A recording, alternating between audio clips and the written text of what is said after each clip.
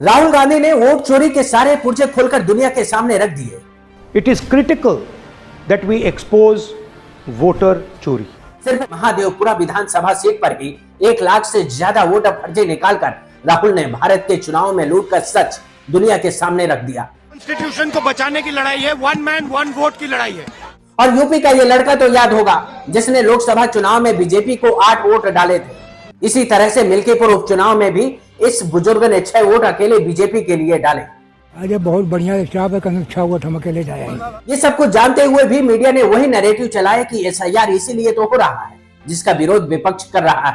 Action लेगा अगर चुनाव आयोग तो एसआईआर होगा जिसके आप लोग विरोध में हैं। अच्छा, एक तो विपक्ष एसआईआर का नहीं बल्कि एसआईआर के बहाने वोट चोरी का विरोध कर रहा है।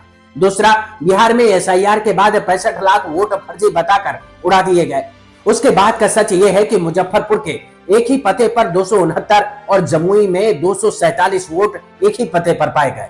इसी बीच चुनाव आयोग के हवाले से दावा किया जाता रहा कि विपक्ष तो एसआईआर के बाद शिकायत ही नहीं दर्ज करा रहा है।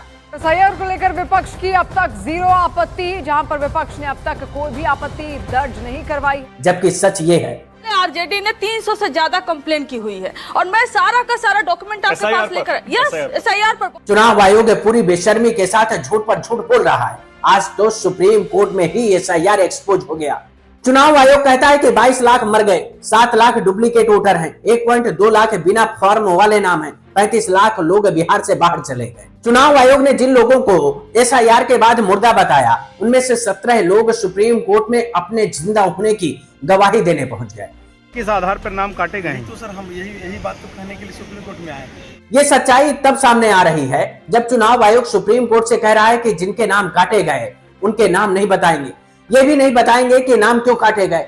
और इस चोरी को छिपाने के लिए चुनाव आयोग ने बिहार के डिजिटल फॉर्मेट वाली ड्राफ्ट वोटर लिस्ट वेबसाइट से उड़ा दी, स्कैन की हुई कॉपी डाल दी ताकि चोरी आसानी से पकड़ी ना जा सके।